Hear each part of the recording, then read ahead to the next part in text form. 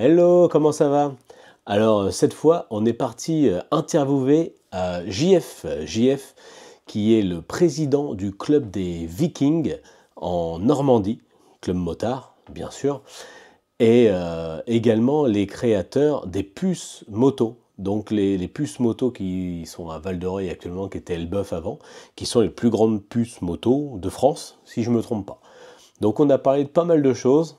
C'est intéressant, encore un personnage avec une grande culture de la moto.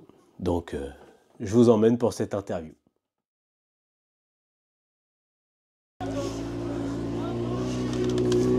Bon, ça va bien? Ouais? Ça va? Je stresse? Oh, tu stresses. C'est rien. Regarde, c'est juste 3 caméras. Bon, est-ce que tu peux te présenter rapidement qui tu es? Tu veux faire les coupures après? Non, je coupe rien, moi, justement. Oh, putain, mais même ça, je le garde, tu vois. Ah la vache. C'est ça qui est meilleur. Foiré. Donc présenter rapidement Jeff, JF ou Jeff, hein, selon les cas. Donc créateur du motoclub Viking il y a longtemps. Ouais. 88, 89, 88 je crois. D'accord. Comment dire, ça fait pompeux, mais inventeur des puces moto à l'époque. Ouais. Qui, pour la petite historique, avant que tu me le demandes, ont été créés parce qu'on avait un pote qui avait un dépôt-vente de pièces de moto, puis on mettait plein de pièces chez lui, et il vendait plein de pièces, puis à un moment on s'est dit, putain, on a un putain de listing de mecs qui vendent de la pièce, et un putain de listing de mecs qui en cherchent, on dit, bah ça serait pas con de faire une fois à tout. Une sorte de réseau, quoi. Voilà, comme la Neuville. Ouais. Tu vois, à l'époque tout le monde descendait à la Neuville, puis on va faire une petite Neuville chez nous. Ouais. Sauf que nous on a regardé un petit peu ce qui se passait à la Neuville, et à l'époque on avait quand même pas mal de flics dans les troupes. On avait donc des gendarmes, 2-3 gendarmes, 4-5 flics municipaux, puis 3-4 flics normaux. Et on s'est dit, bah, on ne voudrait pas faire un marché de la pièce volée, donc on a fait des choses que les autres ne faisaient pas. On vérifie les pièces d'identité, on prend des justificatifs de domicile, on numérote les stands, enfin voilà. On va faire le plus safe possible, quoi. Voilà, et la preuve c'est que, bah, honnêtement, au niveau plainte, tout ça, on a pratiquement rien. Ouais. Enfin, je ne dis pas qu'il n'y en a pas. Mais on a pratiquement rien, hein. Ouais. À part les neuneux, c'est arrivé une fois à Elbeuf, le mec il avait volé une moto, il la vendait sur pièce encore avec la plaque d'immatriculation. Voilà, il y a toujours. Et puis justement, là on se trouve où là? Là nous sommes à Val-de-Reuil maintenant. Ouais. Donc on est parti d'Elbeuf il y a. Donc là on est à la préparation des puces moto. Là on est en pleine préparation. C'est ça. On est le samedi et les puces c'est demain. Les puces c'est demain, donc on a commencé à charger les camions, tout le travail, à louer les camions hier. Et puis aujourd'hui c'est tout ce qui est montage, tout placement des pros. Et demain, demain ça va être la grosse journée. Enfin, je pense que la grosse journée c'est aujourd'hui, c'est la préparation. Ouais. Là on a le stress, il faut placer tout le monde, il faut mettre du courant à tout le monde. Parce que au départ les puces moto c'est une bande de copains qui s'amusaient. Et puis là maintenant c'est presque une entreprise. C'est devenu un peu plus professionnel. Ouais. Bah, on peut pas dire le mec il nous laisse un billet de 400 balles pour s'installer un professionnel. On peut pas lui dire ouais bah tu auras du courant si on trouve quoi. Oui voilà, est-ce que tu as une batterie de voiture? Ouais voilà, c'est plus possible. C'est plus possible. Là c'est. Maintenant, c'est devenu, puis les puces, c'est devenu une institution. C'est devenu. Bah justement, c'est un peu ce que je me disais, les puces moto, toi et puis du coup Club Viking, c'est un peu un amour en fait maintenant.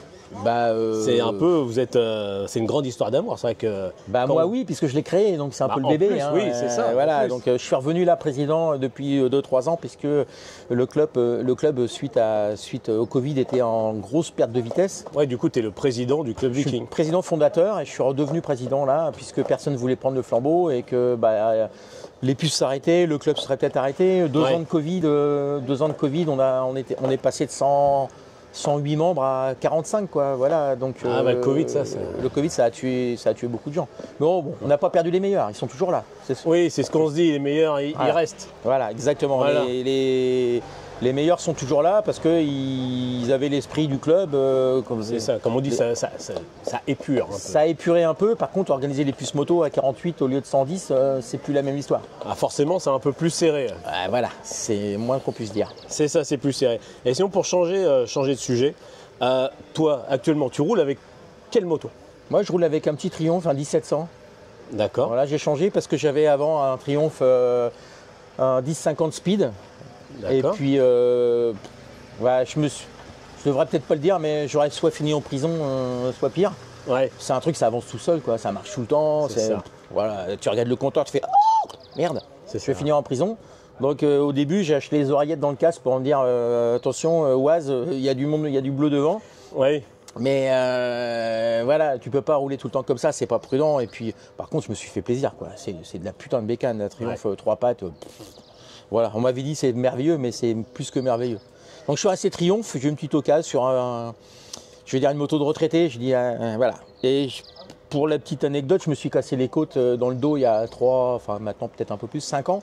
Et depuis, j'ai vieilli, donc j'ai plus peur de tomber qu'avant. Donc là, voilà. La peur de la chute est un peu plus présente. Avant, oui, bah, comme tout le monde un peu, quoi. Voilà. Et là les côtes cassées dans le dos, j'ai morflé. Hein. J'ai vraiment morflé. Je pense que c'était assez dur au mal, mais là j'ai morflé et sur le coup, je me suis acheté un gilet airbag que je conseille à tout le monde. Hein. Oui. Acheter un gilet airbag, c'est merveilleux. Et voilà, donc maintenant je suis un peu plus peureux. Déjà que j'étais pas quelqu'un de très très hardi. Je fais pas partie des fous furieux du motoclub. J'aime bien quand ça roule, quoi. Voilà. Donc il faut rester dans les points. On va dire ça gentiment comme ça. Gentiment. Même si je devrais pas le dire. Restons dans les points pour garder nos permis. Et là, on va remonter un petit peu dans le temps. Quelle a été ta première moto? Alors, ma première moto, ça a été un 750 four pour un jeune permis, ce qui était incroyable. Et puis, quand on est jeune, on est un peu. Enfin, je ne veux pas dire si on est con, mais mon meilleur ami s'était tué avec un 750 four. C'était un frère de lait, on était en nourrice ensemble, on avait le même âge, on était nés à 4 jours d'intervalle. Et moi, j'ai voulu absolument un 750 four. Pas avoir la même moto que mon pote. Et puis, c'était un modèle F1 avec un petit pot Martin qui faisait un time pas possible. Quand je me faisais contrôler par les gendarmes, ça fait 3 km qu'on vous attend. Donc, c'était sympa. Une autre époque, voilà, une autre époque. Une autre époque. Maintenant, on est tout aseptisé, tout le monde doit être pareil. Un peu l'idée. Liberté ou sécurité, il faut choisir. Visiblement, nos élites ont choisi la sécurité. Voilà, après, à tort ou à raison, je n'ouvre pas le débat. Non, moi non plus, je préfère pas. Même moi, je la pose pas, cette question. Je l'ai soulevée, mais je ne l'ai pas posée. Ouais, moi non plus, je la pose pas. Et du coup, restant dans cette même époque à peu près, est-ce qu'à l'époque, il y a vraiment une moto qui te faisait rêver du coup dans le monde de la moto? Peut-être même avant d'avoir le permis, des fois. Non, je pense que le 750 four, c'était vraiment du coup. C'était ça. Du coup, tu as eu la machine qui t'a fait rêver, quoi. Ouais, parce que quand mon pote arrivait avec sa 750 tours, il avait un bol avec des climax, avec un vieux barbour. Pour moi, je le voyais, c'était waouh, voilà. Le mec est pour revenir un petit peu plus loin, si je veux arriver aux origines de mon amour de la moto. Quand on est tout gamin. Justement, c'est la question. Pourquoi es-tu devenu motard? Voilà. On y arrive. Voilà, c'est parfait. Je pense, si je fais de la psychologie de base. C'est très bien. Quand on était gamin, justement, avec mon frère de lait, avec d'autres gars qui faisaient la moto dans mon quartier, on était une petite rue qu'on appelait une cité. C'était une cité de la Chapelle d'Arblay. On était une petite rue et tous les mecs faisaient de la moto et quelques filles de ma génération. Bizarrement, il y avait 40 maisons, on était 25 à faire de la moto, quoi. Ah oui, c'était tout le monde faisait de la moto. Je crois qu'il n'y en a pas un seul qui n'a pas fait de la moto dans le quartier. Et si je m'auto-analyse un petit peu, je cherche le pourquoi du comment. En fait, quand j'étais gamin, on jouait au foot dans la rue. On avait 8, 9 ans, 10 ans. Et là, il y avait un plus grand que nous dans mon esprit, il était vieux, mais il devait avoir 14-15 ans. Voilà. Et le mec, il venait jouer au foot avec nous, mais avec des bugs de moto.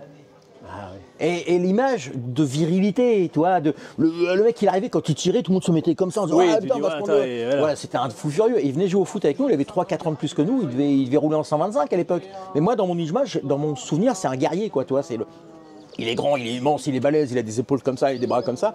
Alors que c'est peut-être une crevette, mais moi par rapport à mes 10 ans, du coup c'est ce qui t'a un peu dirigé vers ça. Je pense qu'inconsciemment, dans la cité où on était, ce gars-là, tout le monde l'admirait. Je crois qu'il s'appelait Renaud de mémoire. Et tout le monde l'admirait. Et puis, je pense que ça a déclenché. Ça donnait un peu l'envie d'être lui, quoi. Oui, parce qu'il était fort. Le mec, c'était le costaud du quartier, quoi. C'est ça.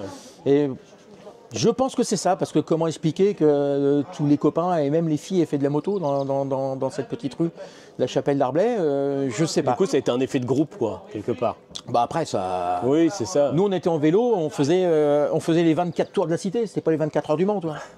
C'était une cité en forme de U. C'était déjà une compétition. Donc on était 8-12 en vélo, comme ça, on prenait sur une ligne et il y avait les filles qui comptaient et le premier qui avait fait les 24 tours, il avait gagné. Alors, tous les coups étaient permis, c'était assez rigolo. Oui, c'est ça. Les coups de pied dans les roues, les machins. C'est du roi de rage, quoi. C'était, on avait, je sais pas, je te dis, on avait 10 ans, 11 ans, c'était une autre époque. Oui, c'est ça. Voilà, il y avait moins de voitures. Oui. Voilà, il y avait un vent de liberté, comme je te dis tout à l'heure, qui soufflait à l'époque, où on faisait à l'arrache ce qu'on voulait, comme on voulait. Voilà. Et là, au jour d'aujourd'hui, est-ce qu'il y a une moto, que ce soit une moderne ou ancienne, hein, mais qui te ferait rêver là actuellement, quoi? Pas spécialement. Pas spécialement. Moi, je suis pas une marque de prédilection, j'ai pas de cylindre de prédilection. En ce moment, alors c'est peut-être dû à l'âge, hein, parce que je commence à blanchir, comme tout le monde voit. Enfin, ça fait un moment que je blanchis d'ailleurs. Après le poivre et sel, je suis passé sel. Il y a encore un peu de poivre. Hein. Il y a encore un peu de il y a poivre. encore un peu de poivre. C'est sympa avec moi, t'es vraiment un faillot, toi. Et comment dire, non, mais je commence à regarder le style Harley, Indian. Là, j'ai vu une Indian hier. Ah bah en plus, il faut dire qu'on a un concessionnaire maintenant. Voilà, et honnêtement, c'est le patron justement d'Indian qui est venu. Et le premier abord, je n'avais pas du tout été satisfait du bruit. Bruit de 2 chevaux, toi. Ouais. Et puis, mais il y a une position sport, Oui, machin, bordel. Et puis, tu rajoutes un truc dans le pot. Alors, évidemment, il faut ressortir un billet.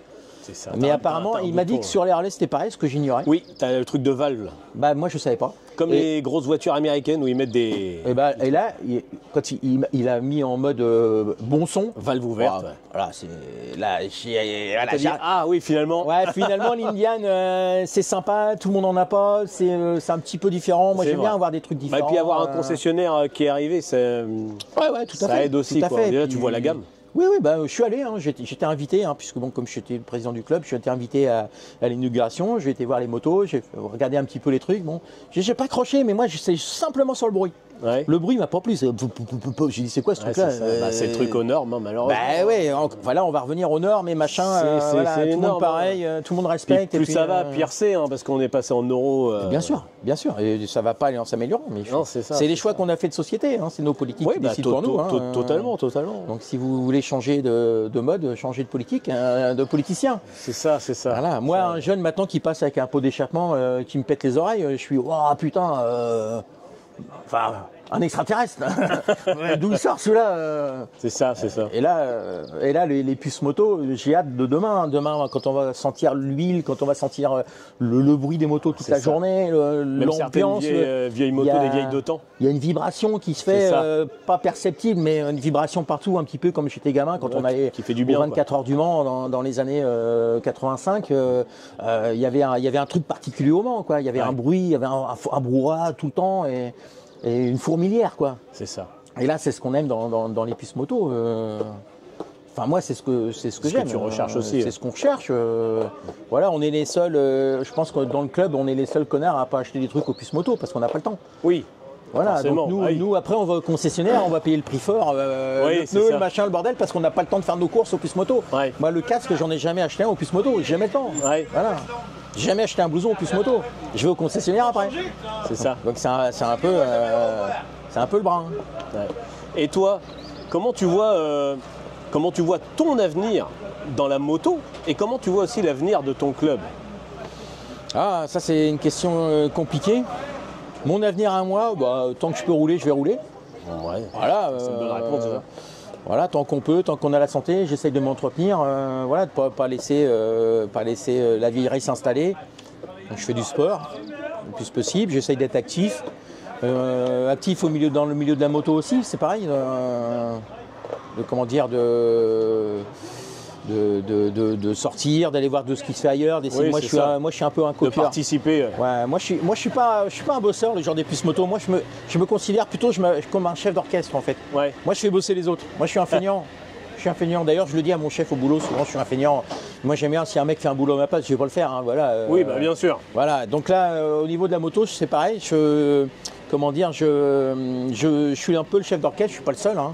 Oui. Il y a quelques personnes qui sont avec moi. On dirige les équipes. Notre compétence, c'est d'arriver à trouver qui sera le meilleur dans quelle partie. Dans quel Et domaine, d'exploiter etc. les compétences de chacun, tout en préservant et en faisant attention à la susceptibilité de chacun, ce qui est compliqué dans un groupe. Oui. Surtout de motards, parce Oui, qu'il y a oui. beaucoup de coqs, caïens. Donc forcément, il y a forcément toujours des petits coups de gueule. Mais ça, c'est comme ça, c'est la vie. Ça, donc là, il faut modérer tout le monde, il faut manger un petit peu dans toutes les gamelles. Moi, je suis là pour mettre de l'eau dans le vin de tout le monde, d'apaiser les situations, d'éviter que ça s'envenime, de récompenser, de manager. Le management, c'est terrible, c'est super compliqué. Oh oui. Oh, donc oui. j'apprends sur le tas, je fais plein d'erreurs, j'essaye d'en faire moins, j'essaye de mettre les gens. On a nommé des responsables de buvette, voilà, les mecs sont contents. Bah, si tu les remercies parce qu'ils sont responsables, bah, la prochaine fois ils vont s'investir un peu plus. Ils vont, Oui, c'est ça. Voilà, c'est. Bah, se sentir utile, ça. Voilà, donc là maintenant j'ai un mec qui fait le pain, j'ai un mec qui fait les pros, j'ai un mec qui fait la restauration, j'en ai un autre qui va commander un autre truc, il y en a un autre qui commande les camions, et chacun a responsabilisé un petit truc, mais un petit truc plus un petit truc plus un petit truc plus un petit truc, bah voilà, je dis pas que je fais plus rien maintenant. Mais voilà, j'ai connu des situations beaucoup plus compliquées que ça, où on était 6 à organiser, quoi. Et du coup, comment tu vois l'avenir de ton club? Alors, l'avenir du club, le plus long possible. Ah, je te le souhaite aussi, je souhaite à ton club également, bien sûr. Voilà. Le plus long possible. Après, qu'est-ce que tout ça va devenir, je sais pas. Tant qu'il y a des gens de bonne volonté pour rouler, puis qui sont là dans un esprit sincère, sympa, qui viennent s'amuser, passer du bon temps, je pense que ça durera, même s'il n'y a plus les puces moto. Oui. Voilà, j'ai vu beaucoup de clubs naître et beaucoup de clubs mourir depuis 30 ans. Oui, oui, oui. Que les Vikings existent, même plus que ça, hein, 30, je crois que ça doit faire 35 ans, 36 ans qu'on existe. 36 ans. Bah, je crois je te dis, on a dû naître en 98, je crois. 88. 88, ouais. Ouais, tu vois, ça commence à faire. Il y a 30 ans de plus moto. Donc à l'origine, le club il a été créé par 4-5 copains. Et déjà, on avait la fibre organisatrice. C'est-à-dire qu'on a voulu organiser un rallye moto. D'accord. Et là, quand on a déposé à la préfecture, les mecs nous disent hop, vous n'êtes pas assuré, on ne vous connaît pas, il faut déposer un club association 1901. Ouais, vous nous cassez les couilles avec vos conneries là, c'est bon. Puis finalement, il faut un président. Qui c'est qui veut être président? Et puis bon, voilà, Bibi président. Après tout, c'est toi qui as eu l'idée de faire les rallyes. C'est ça. Bon, Bibi président. À l'époque, je crois qu'il y avait Laurent Ternisien qui devait être secrétaire et Karine Bott qui devait être comptable. Et puis on a fait notre petit rallye et au bout de, je vais dire 6-7 ans, on s'est retrouvés tellement ça a accroché, ça a plu, parce qu'on a fait des petites choses originales qu'ils ne font pas ailleurs. On est arrivé à plus de 100 motos au rallye.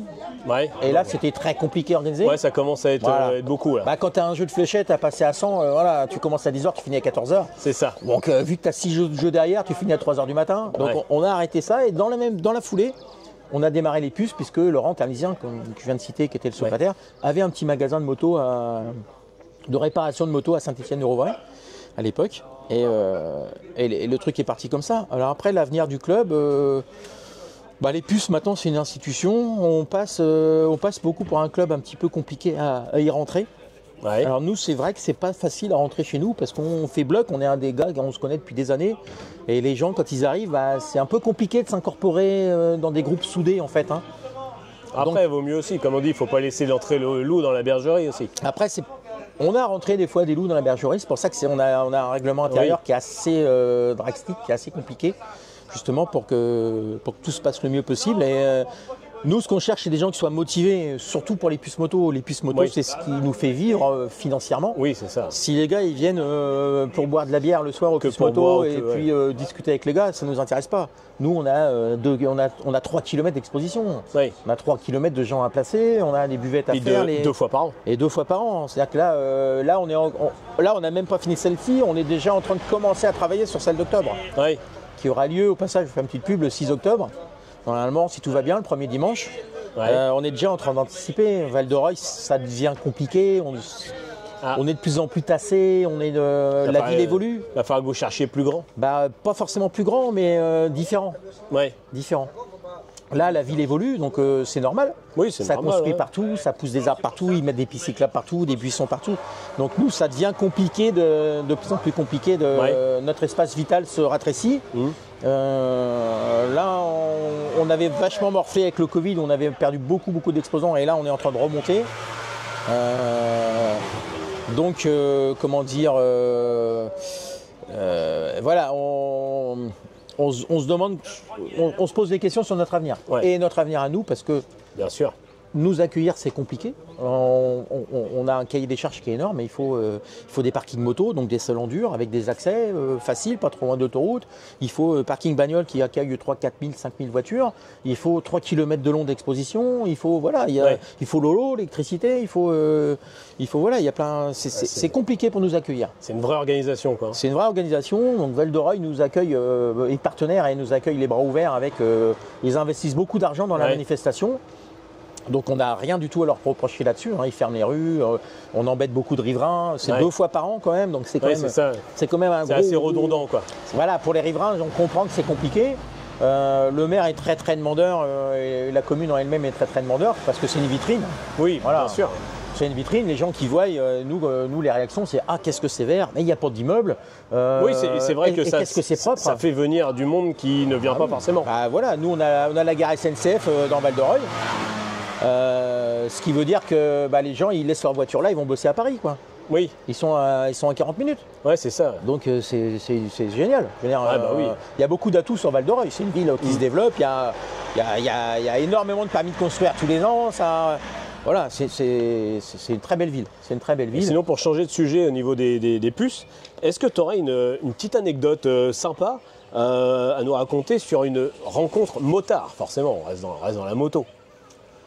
Oh là là, comme ça, brûle pour point, ça tu aurais dû me le demander avant, j'aurais réfléchi parce que. Mais moi j'aime bien que les gens réfléchissent face à moi. Ah ouais. Comme ça, voir c'est quoi qui sort. Là, rencontre motard. Une anecdote, un truc sympa. Pas forcément pendant les puces, hein. Non, moi la petite anecdote que j'aimais bien raconter, c'est que je tombais tout le temps sur Martial Lebray. Ah, je connais bien, oui. Du magasin Lebray Honda. Et qui venait pas aux puces moto, d'ailleurs, pour des raisons qui sont siennes, on va dire. D'accord. C'était un des rares d'ailleurs de l'agglo qui venait pas. Et chaque fois que j'allais au Boulder, au Castellet, Manicourt, n'importe où, à l'entrée, je tombais sur Martial. Mais alors c'était phénoménal. Tous les ans, je vais aux 24 heures du Mans, 80 000 personnes. Ouais. Le mec derrière moi dans la file d'attente, Martial Lebray. Ah oui. Ah non, mais ça a été comme ça pendant 10 ans. C'était un truc de fou. Je dis, mais c'est pas possible, quoi. Je vais boire une bière, une buvette, le mec à côté de moi, ah Martial, tu vas bien et tout. C'était incroyable. Ça, c'était. Comme quoi j'aurais peut-être dû me marier avec. Je sais pas s'il aurait été d'accord. Ouais, moi non plus, je serais peut-être pas été d'accord non plus. Du coup. Non. Voilà, Coluche disait, faut tout goûter dans la vie, mais bon, il y a quand même des limites. Hein. Enfin, après, voilà. Ouais, après, ça dépend des générations aussi. Ouais, voilà. Faut vivre avec son temps. Voilà, vous avez goûté du 2 temps, du 4 temps. Ouais. Non, sinon, ici, les petits trucs sympas. On a eu des pilotes, on a fait. Nous, le plus gros truc qu'on a fait ici, moi, la plus belle rencontre que j'ai fait, c'était McGuinness. Qui est venu aux puces. Qui est venu aux puces. Sans comparaison avec rien du tout. Un mec extraordinaire. Ah, McGuinness, c'est extraordinaire. C'est une pointure quand même en moto. C'était extraordinaire. C'était hors norme. L'autre, à 2 h du matin, il voulait partir en boîte et tout, le samedi des puces. Ah ouais, c'était un phénomène. Mais vous l'aviez invité ou On l'avait invité. Ah, vous l'aviez invité. On l'a invité. On avait fait une super expo dans le gymnase sur le Titi. C'était la première fois que, d'après les pilotes français, c'est la première fois que tous les pilotes français étaient réunis sur le même plateau. D'accord. En course, forcément. Donc au début, ils étaient très frileux pour venir. Et nous, on avait le gros avantage, c'est qu'on est amis avec l'association Fabrice Miguet, donc qui était un pilote qui s'est tué, un pilote français normand qui s'est tué il y a quelques années. Ouais. Et donc en mémoire de Fabrice Miguet, on a décidé de faire cette exposition moto. Sur les pilotes. Donc on a invité les pilotes, au début c'était un petit peu frileux, puis après ils se sont battus pour venir quand ils ont vu qu'on avait invité McGuinness. Ou d'autres ne voulaient pas venir en disant, il y a McGuinness, donc moi je vais servir à rien, Julien Tonituy. Oui, qui se sont sentis trop petits par rapport. Voilà, Julien Tonituy, puis en fait quand il est sorti le midi, il m'a fait, c'est génial, j'ai plus de poster, j'ai tout donné, mais qu'est-ce que c'est que votre événement, il y a du monde partout, c'est quoi Guinness il s'est baladé dans les rues, dans les exposants, la tête des exposants qu'ils connaissent. Ouais. Et il voulait tout acheter, c'était merveilleux. Ah bah oui. Et là, il aurait pu affréter un conteneur pour acheter des moteurs de GSX-R ou tout ce que tu veux bien. Il dit, il y a ça, il était fou furieux. Quoi. Un enfant dans un magasin de jouets.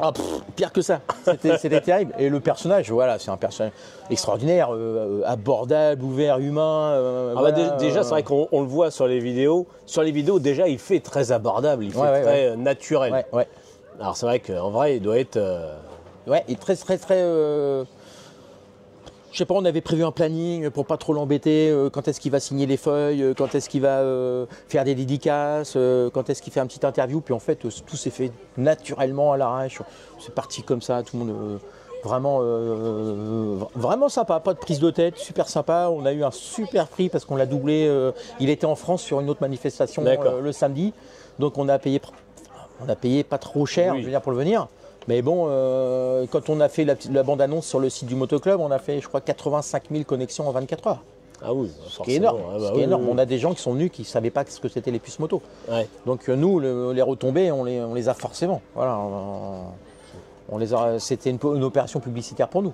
Et puis passer la journée avec les pilotes moto dans le gymnase, c'était génial. Le soir, on a mangé, on s'est couché à 2-3 heures du matin. Chacun racontait son anecdote sur le circuit, il m'est arrivé ça. Là, le moulin a cassé, machin. Et puis après, les anecdotes sur Fabrice Miguet, qui était un exposant et un ami de beaucoup de gens dans le club, qui expliquait que Fabrice Miguet, la veille, il démontait le moulin alors qu'il allait courir 3 heures après, quoi, dans l'herbe, en train de modifier des bordels ou resserrer ses trucs, quoi. On a le mécano de Fabrice Miguet qui fait partie du club.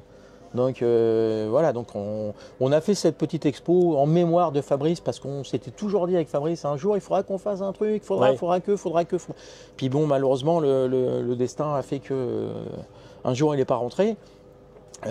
C'était pas à l'île de Man, hein, il s'est tué en Irlande.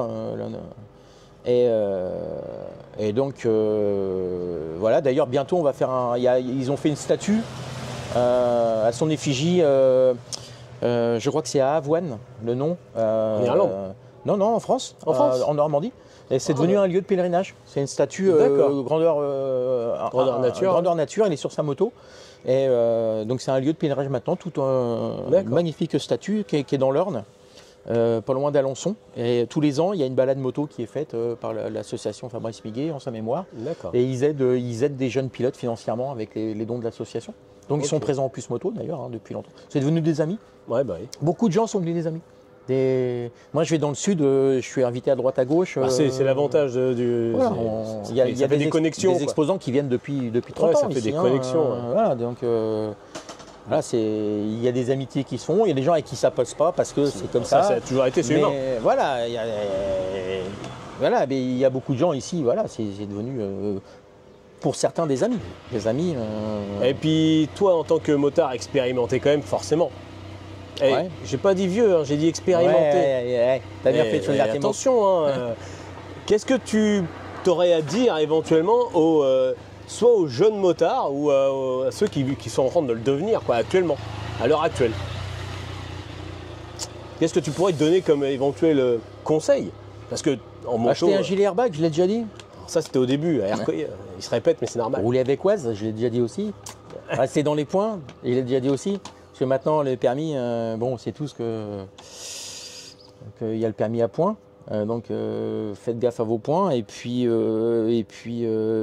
battez-vous pour garder ce que vous avez. Parce qu'on est une génération où on se bat plus. Bon, on va faire une petite parenthèse sur les manifs FFMC à qui on file un coup de main, on participe. On essaye de donner un petit peu de fonds aussi de temps en temps par rapport à on les aide à organiser certaines choses et on essaie de leur aider de trouver un petit peu de fonds. La FFMC se bat depuis des siècles pour nous. Oui. Moi, si j'ai pu m'assurer ma première moto, c'est grâce à eux. Parce que moi, ma première assurance, ils me demandaient 4 mois de salaire sur un 750 four pour un jeune permis. Ouais. C'était 4 mois de salaire. Voilà, donc de l'époque. Hein. Et puis quand la FFMC est arrivée, la mutuelle motard est née et ça a cassé tout le système. Et puis j'ai pu m'assurer au tiers, certes, pour 4 fois le prix de ma moto, oui, certes, mais au moins j'ai pu rouler. T'as pu. Ouais. Voilà, donc pour la petite anecdote, j'ai acheté la moto en mars, en janvier, mars, avril. En avril, j'ai payé mon assurance et en mai, j'ai enfin pu rouler parce que j'avais pas d'argent pour mettre l'essence. Ah oui. Ouais. Toute ma paye était partie dans l'assurance en fait. Mon mois de paye était parti complet dans l'assurance. Je vivais chez mes parents. Donc la moto était dans le garage, je la regardais, j'avais même pas 15 francs à l'époque pour mettre dans l'essence. Donc tu vois, battez-vous pour garder vos acquis, battez-vous pour le peu de droits qui nous reste. Le peu de droits, le peu de liberté qui nous reste. Alors oui, certes, il y en a qui vont dire ouais, c'est la liberté de mourir, de rouler vite, tout ça, mais certes, on est des grands. Mais ça reste de la liberté. D'ailleurs, la liberté de mourir, c'est un autre sujet, mais c'est quelque chose qui pourrait avoir débat également. Bien sûr, mais la liberté de grimper sur une colline dans les glaciers. C'est ça. Ah, il y a eu un mort, on arrête. Ah, plus personne n'a le droit. Mais non, mais on va finir comme ça. Ah, puis saut en parachute. Voilà. On a interdit le saut en parachute. Bah oui, parce qu'il y a eu un parachute, c'est pas ouvert. À la plongée. Ah putain, le mec se fait bouffer par un requin. Hop, alors soit on tue tous les requins, soit on plonge plus. Et là c'est un peu les mentalités qu'on a actuellement. Ouais, c'est ça. Et il faut se battre. Je vous parle pas de la ZFE qui est une connerie au niveau de la moto, qui est une connerie. C'est une connerie même en général, ils refont demi-tour eux-mêmes, ça c'est autre chose. Ouais, mais enfin bon, voilà, on pollue moins, on prend moins de place. Enfin voilà, il faut pas sortir des grandes écoles, quoi. Mais la politique a ses raisons. Hein, donc voilà. La raison ignore. Exactement. ZFE, il y a plein de choses. Le contrôle technique moto, il fallait le faire il y a 20 ans, 30 ans. Ouais. Les mecs, moi j'ai roulé avec une moto, le cadre était ressoudé. Et puis le faire pas dans ces conditions-là, là, c'est pareil. C'est une énorme discussion, mais là, tel qu'ils font là, c'est obligé que tout le monde voit bien que c'est. J'ai le record de Normandie de glissade sur l'autoroute, j'ai fait 77 mètres de glissade. Est-ce que vous faites un championnat? Ouais, j'ai la coupe encore, je pense. Personne n'a relevé. En fait, je suis parti du péage avec ma béquille parce qu'à l'époque, il n'y avait pas de contacteur. Ah oui. Bah ouais, voilà. Donc le tas battu. Donc je me suis arrêté après le péage. J'attendais les copains parce qu'ils se traînaient la bite. Donc j'ai levé mon casque. J'ai fumé ma clope comme ça. Il faut jamais fumer. C'est pas bon de fumer. Arrêtez de fumer, les gars. Et je vois les bécanes qui passent. Encore moins sur la moto. Voilà, je vois les copains qui passent. Moi, je jette la clope. Hop, je redresse la bécane. Première, je pars. La béquille restée ouverte. Et là, j'ai fait 2 km. Là, je rattrape les copains. Je vois le compteur. Je dis pas combien je roulais. Non, c'est interdit. C'était sur l'autobahn, encore allemand. Voilà, non, mais j'étais pas à 200 non plus, mais voilà, j'étais un peu au-dessus. J'étais en les points. Voilà, j'étais au-dessus, et là je rattrape les copains, je regarde le compteur, je fais ah, ils avancent un petit peu plus que tout à l'heure, et puis après, trou noir. Réveillé à l'hôpital. C'est parti. En fait, une petite courbe à gauche, la béquille a tapé, je suis parti en cacahuète. Donc là, j'ai récupéré ma chiotte. J'ai jamais voulu la vendre, elle est toujours en épave dans le garage parce que je l'ai récupérée, elle est entourée de fils barbelés. Moi, je suis parti dans les champs. Donc tu l'as toujours actuellement? Ouais, je l'ai toujours actuellement. Sérieux? Un 750 FZ, c'était des suppositoires à camion et machin, des bombasses avec simple piston devant, il fallait 2,5 km pour t'arrêter. Je vais t'envoyer un message. C'était. Si tu peux m'envoyer une photo. Ah bah là, je l'ai en épave. Après je l'ai à l'époque où j'étais jeune et beau et svelte. Non, mais même à l'épave, justement. Ah là, je l'ai en épave. Montrer un peu aux gens. Voilà, là, elle est explosée. Enfin, je veux dire, elle est désossée. Voilà. Ça pourrait être sympa. Parce que je suis retombé avec depuis. Enfin bon, voilà. Après, je l'ai retapé. J'ai fait un street bike. Ah oui, d'accord. Grâce aux puces moto. Ah Moi, oui. j'avais pas d'argent. Je venais d'avoir un gamin. Je venais me mettre en appartement. Et comment dire. Ils viennent avec des tracteurs. Contrôle technique. Là, ils viennent avec des tracteurs, les mecs. Putain. Interdit les tracteurs. C'est ça. Et donc, comment dire, j'avais pulvérisé ma moto. Ouais. Je sortais de 9 semaines de plâtre et tout le bordel. Et puis, je regarde les prix pour changer le pot. L'avant était pulvérisé. J'étais parti en tonneau. Hein, donc, en fait, elle est partie en l'air et elle est retombée sur le cul. Donc tout l'arrière, la boucle était verticale comme ça, la roue arrière, le pot d'échappement traversait la roue et ressortait de l'autre côté. Et puis j'ai dit, je pourrais pas finir la moto pour moi, j'ai pas d'argent, je vais me mettre en ménage, j'ai un petit bébé qui a 6 mois.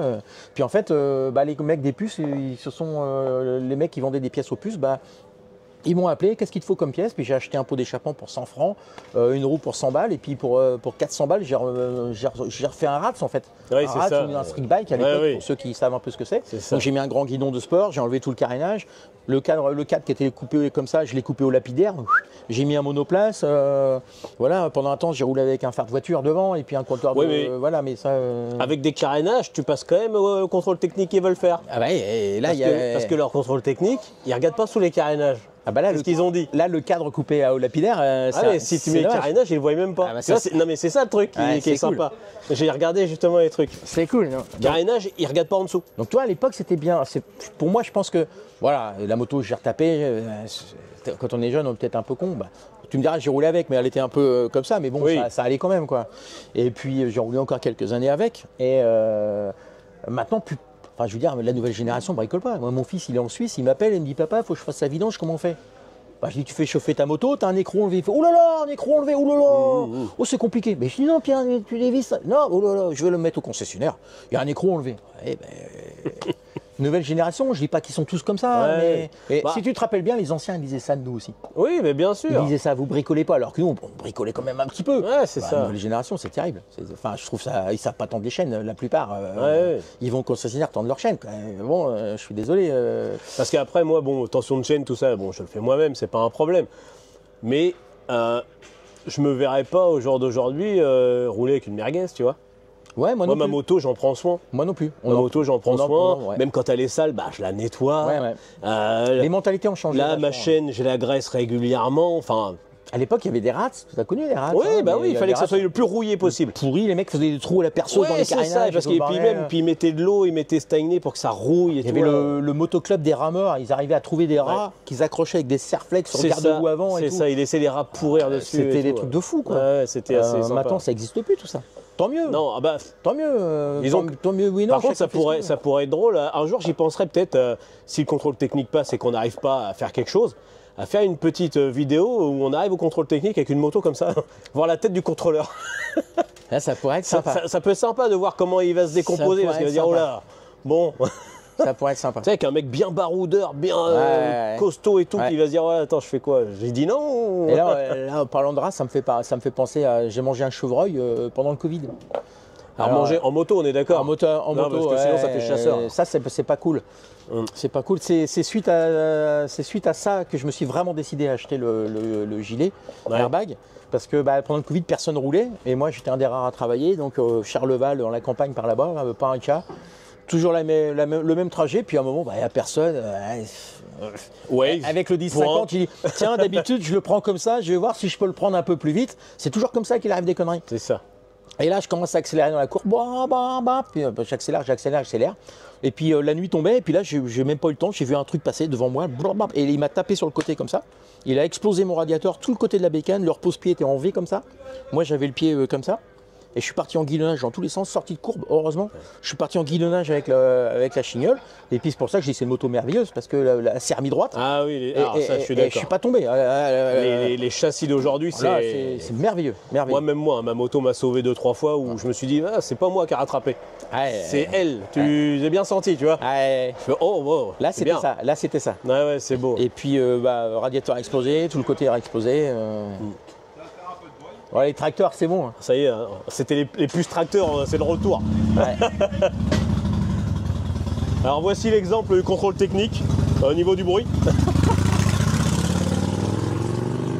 Voilà. Je pense qu'il a mis le pot en position. Non, là, il est en silencieux là. Ouais. Bon, ça doit être sympa alors. Non, mais c'est bien les petites vibrations comme ça, ça vous dresse les poils. Ça fait du bien. Ce que les caissards ne peuvent pas comprendre. Enfin, la voiture, je suis d'accord. C'est des choses comme ça. Du coup, je te remercie d'avoir pris du temps sur l'organisation des puces, parce que je sais que c'est pas facile. Hein, ouais, là, parce qu'ils m'ont tous dit. Ils m'ont dit, ouais, c'est le mauvais moment. Je fais, c'est lui qui m'a donné rendez-vous là. Hein. Ouais, sur l'heure du midi, en principe, on a un petit peu le temps. Là, normalement, à peut-être 15h, on va commencer vraiment à installer les derniers pros qui arrivent aujourd'hui, parce que les mecs, ils ont beaucoup de temps de montage. Donc on les autorise à monter le samedi de façon plus tranquille le dimanche. Tranquille le dimanche. Ça a été compliqué pour ça fait partie des choses qui ont été compliquées dans le club dans le passé. Les gars, à une époque, ils voulaient laisser rentrer 10 pros pour un de plus. Ils avaient décidé 10 pros. Alors que moi c'était pas mon avis. Je dis plus il y en a qui rentrent le samedi, plus on est peinard. C'est ça. Parce qu'à l'époque, on avait avant, là avec le Covid, on avait perdu beaucoup d'exposants. Et à l'époque, on finissait l'installation vers 9h30, 10h le matin. Ah oui. Donc, et que ça ouvre à 6h. C'est-à-dire de 6h à 10h. Il y avait non seulement du monde, et il fallait installer tout le monde. Et une installation qui continuait. Et les visiteurs qui viennent pour chercher la bonne pièce. C'est ça. Et voilà, on avait, ici de l'entrée jusqu'à la gare, il y a 2 km de file d'attente. Ouais. Voilà. Donc ça, on les faisant rentrer plus tôt, c'est plus intéressant. Éviter ces choses-là. Et ouais, parce que ça bloquerait. Il arrivera même 6h du matin, c'est toujours chiant, quoi. Puis le bruit, les machins. Voilà. Tu m'as demandé une petite anecdote tout à l'heure sur les puces moto. Ah, t'en as une qui est revenue là. Ouais. Vas-y. À Elbeuf, le champ de foire, donc c'était un carré avec une entrée. Je me rappelle bien d'Elbeuf. Ouais. Il y avait une entrée. Ouais. Et les mecs sont arrivés la veille dans une bagnole à 6. Ils se sont garés devant le portail pour rentrer, toi. Ouais. Et ils ont été au bistrot en face. D'accord. Ils se sont déchirés la paillasse. Ils se sont couchés à 5h du matin dans la bagnole. Et nous, on arrive à 6h pour ouvrir. La bagnole garée devant avec les mecs qui dormaient. Impossible de la réveiller. Mais quand je te dis impossible. On a tapé sur les carreaux, on a fait du bruit, on a klaxonné, on tapait dans les portières, les mecs, c'était comme ça, défoncé dans la bagnole. Donc 6h30, 1,5 km de mecs qui attendaient quand même. Hein. Et puis vous essayez de bouger la voiture. 7h, on levait la bagnole, on a bougé et tout. Impossible, puis à un moment, il y en a un qui a ouvert un œil. Et 7h15, on a ouvert le champ de foire. Wow. Et, vous avez mis 1 heure pour les réveiller. Incroyable. Moi, je savais pas qu'on pouvait dormir autant profondément quand on est bourré. C'était presque mort. Je sais pas. C'était presque mort. C'était un truc de fou. Ça fait partie des. des petites anecdotes sur les puces, on pourrait raconter plein de choses avec un petit peu de temps, mais voilà, ça fait partie des... Les gens viennent aussi s'amuser, passer une bonne journée. Oui, puis c'est devenu une tradition en fait. Oui, totalement. Puis les dates sont pas anodines, c'est début de saison, fin de saison. C'est-à-dire que là, en fait, on ouvre la saison moto, on est les premiers jours de beau temps, donc je touche du bois, pourvu qu'il fasse beau. C'est là qu'on va commencer à avoir les motos de plus en plus roulées au début avril. Puis début octobre, c'est là où beaucoup commencent, il fait froid. Moi, je me rappelle, j'avais une GSXR à l'époque, et pareil, je viens en puce pour chercher des pneus. Mais j'avais une bonne réflexion de motard, tu vois, hyper intelligent. Je vais le mettre dans le sac à dos. Je suis arrivé, non, j'ai même pas pris. Je sais même pas comment j'ai pensé. J'ai acheté les pneus, et je suis arrivé à ma moto, tu vois, je fais... Et du coup, je me suis mis sur la moto et j'ai enfilé les pneus autour de moi. J'arrivais à peine à conduire parce que c'est bracelet. Chez SXR, j'arrivais pas... J'ai fait une route. Alors, niveau sécurité, j'étais à -12. Ouais, ouais, bah, je te crois. Là, c'était nul de chez nul. Hein, on a des photos, des fois, des mecs, c'est terrible quand ils repartent avec ils viennent, puis ils trouvent, oh putain, il y a une bonne case et tout. Ah ouais, mais. Puis, ah merde, je suis en moto. C'est ça. Putain, je viens d'acheter un moteur, j'ai SXR, je suis en moto. Oh putain, le con. Ouais. Donc, voilà, donc ouais, dans les années comme ça, on en a des tonnes, hein, des trucs. Mais ça a changé quand même, parce qu'à Elbeuf, il y avait beaucoup de gens qui venaient acheter des épaves complètes. Oui. Bah, ils venaient avec des camions. Ils venaient avec des camions et on avait même un quai de chargement pour les pièces, les grosses pièces qu'on n'a plus maintenant. Ouais. Ça bricole moins, toi. Et puis les mecs, ils récupèrent plus leurs épaves. Ça aussi, c'est un petit message à faire passer. Récupérez vos épaves quand vous avez un accident, les gars. Récupérez vos anciennes pièces déjà. Elles sont à vous, vos vieux pots, vos vieux machins. Elles sont à vous. Récupérez-les. Venez les vendre aux puces moto. Ça va se vendre 50 balles, 100 balles. Ça va dépanner un mec. C'est ça. Et les épaves. Ça te permet de récupérer si tu n'as pas été remboursé totalement. Exactement. Et puis les épaves, comment que ça se passe? Les épaves, l'assurance, elle va déduire le prix de l'épave de ce qu'elle vous rembourse. Donc si l'épaviste propose 1000 balles et que l'assurance vous en donne 6000, bah, l'assurance va vous donner 5000. Elle vous redonne l'épave. Et vous redonne l'épave, que vous avez donc racheté, on va dire entre guillemets 1000 balles, mais qui vaut largement plus souvent. Un moteur, si votre moteur est bon, vous connaissez votre moto. Si le moteur est bon, si tout est entretenu, si les jantes sont chromées, si machin. Si la fourche n'a pas été touchée, c'est un gros billet. Bah, une fourche, c'est au moins 1000 balles, quoi. Voilà, après le moteur, c'est au moins 1000 balles. Tout ça, récupérez vos épaves, rachetez vos épaves. Bah, alors, c'est pas forcément facile pour tout le monde. Non. Mais maintenant, de moins en moins de mecs le font.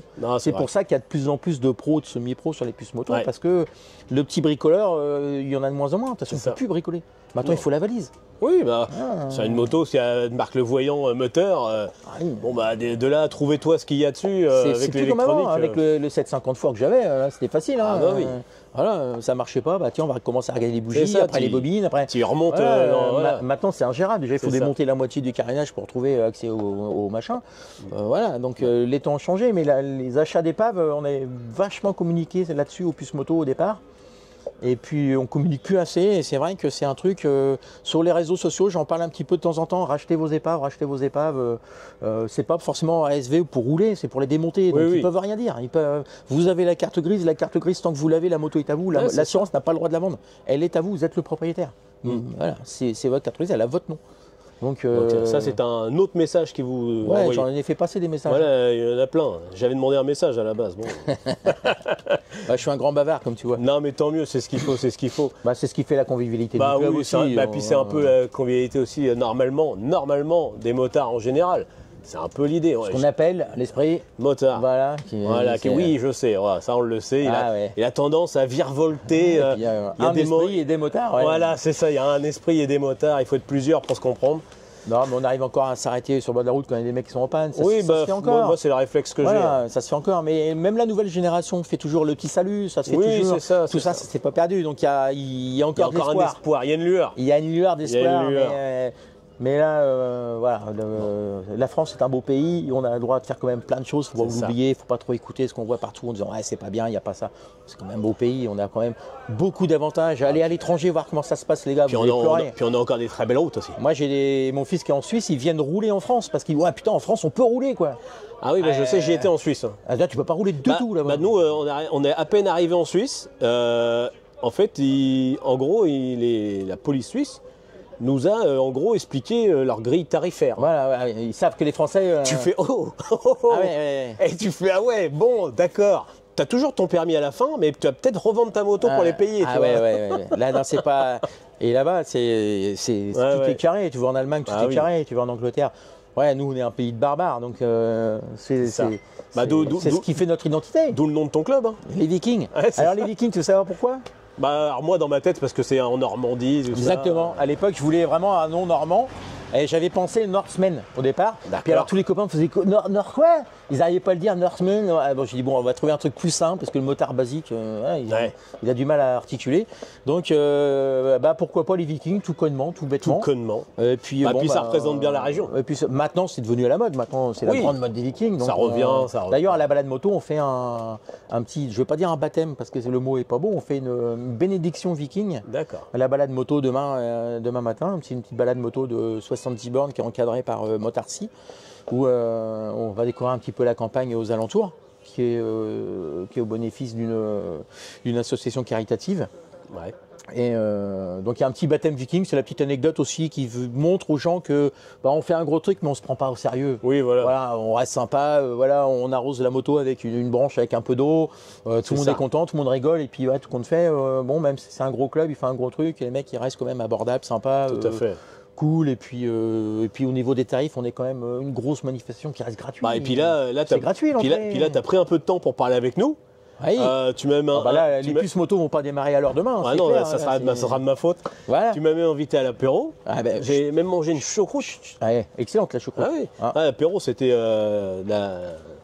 c'était quoi? Du Perrier. En fait, on a été à l'île de Man. On va régulièrement à l'île de Man depuis 97. Enfin, quand je dis régulièrement, on y va tous les 3-4 ans en tant que club. La dernière fois, on était 46 personnes à y aller, donc quand on part avec, c'est une structure gigantesque, hein. Je ne sais pas si tu as vu les vidéos, les photos. Oui, on est passé sur, je sais plus, c'est M6, M6. On est passé sur M6 tellement les mecs, ils étaient, alors on y va avec l'appareil à pression, 25 fûts de bière, enfin, nous on ne sort pas faire les courses, hein. Tout est déjà acheté d'avance. Et puis, on a découvert là-bas, on a rencontré un cuistot qui nous a fait à manger pendant tout le séjour, c'était merveilleux. Oui. C'était merveilleux, il nous a même fait du boudin frais, en compte, à l'île de Man. Il a congelé du sang et il nous a fait du boudin à l'île de Man, donc c'était merveilleux. Ouais, c'est sympa. Et donc là, c'est lui qui nous a fait la bouffe parce que c'était resté merveilleux. Ça, c'est le cuistot qui était à l'île de Man qui est là. Voilà, c'est ça. Et là, c'est toujours hyper sympa, quoi. Ouais. C'est toujours hors norme. Et là, l'île de Man, là, on espère y retourner dans 4 ans. C'est toujours un événement majeur dans le club, quoi, voilà. Après, on aimerait bien qu'il y ait des gens qui organisent du club, qui se prennent par la main. Message aux gens du club, organisez l'île de Man. Parce que là, c'est un petit peu compliqué. Petit aparté. Organiser. Ouais, parce que organiser pour 30-40 personnes, c'est compliqué. Hein. Oh oui. On part avec un 19 tonnes. Ouais, c'est ça. Parce que si 19 tonnes, c'est tout con. Hein. Quand on est 46, faire la bouffe, faire les courses, c'est tous les jours. Alors, organiser pour 40, c'est très difficile.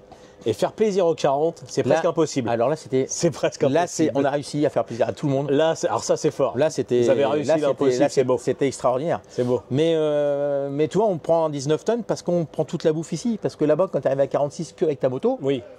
Tu passes ta journée au supermarché à faire les courses. Et chacun ramène son. Ouais. Là, on a tous bouffé ensemble. On avait, avec les structures qu'on a des puces, on a investi. Donc, on a des tentes, des chaises, des tables, des barbecues. On a tout ce qu'il faut. Donc, on a chargé tout ça là-dedans.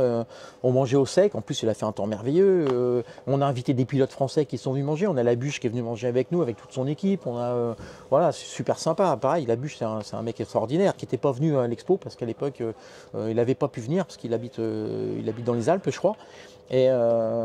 Mais voilà, c'est des mecs humains et pour revenir au pilote du Titi, la plupart c'est des mecs qui sont vachement humbles, quoi, parce que je pense qu'ils frôlent tellement la mort en fait, qu'ils relativent tout. Le milieu Titi, en plus, où ils vivent, hein, parce que c'est quand même là-bas une religion, hein, c'est vraiment un monde d'abord de gros passionnés avant autre chose. Parce que pour se permettre de frôler la mort à tel point qu'ils la frôlent, c'est pas une question d'argent. Même avec de l'argent, on ne frôle pas la mort volontairement comme ça. Si on la frôle comme ça, c'est une histoire de passion, quoi. C'est obligatoire. Mig, c'est ce qu'il nous disait. Hein. Il nous disait, moi, je prends un virage à 310, mais je garde 10% de marge.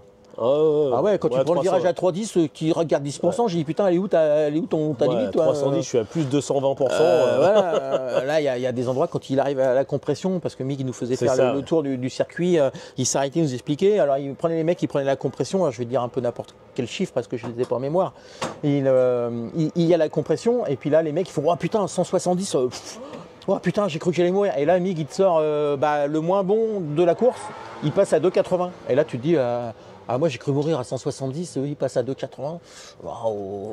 Voilà quoi, tu te dis, c'est des guerriers. Bon, au bout d'un moment, je crois que tu vas quand même être attendu. Alors, Ouais. je vais te laisser te libérer. Ouais, parce que je vois que ça grouille autour de moi comme des abeilles. Et puis, je te remercie beaucoup. Et Au plaisir, à très bientôt. Rendez-vous à tout le monde demain pour les pistes moto, sinon les prochaines. Octobre, avril, premier week-end d'octobre, premier week-end d'avril. Des Vikings. Voilà, à Val d'Oreuil, plus gros rendez-vous de manifestation moto sur un jour. Exactement. Uniquement moto, on est les plus gros, encore les plus gros depuis un bon moment. On reste plus moto, on se mélange pas trop avec autre chose, pas de spectacle, rien pour l'instant, c'est dans l'idée. Alors je vous souhaite ça reste que ça gratuit, continue. l'entrée est toujours gratuite, l'exposition pour les pièces est toujours gratuite. Voilà, le dépôt-vente est gratuit, donc la gratuité était devenue un gros mot maintenant. Donc profitez-en, ça ne dure pas. On va rester sur ça, c'est gratuit.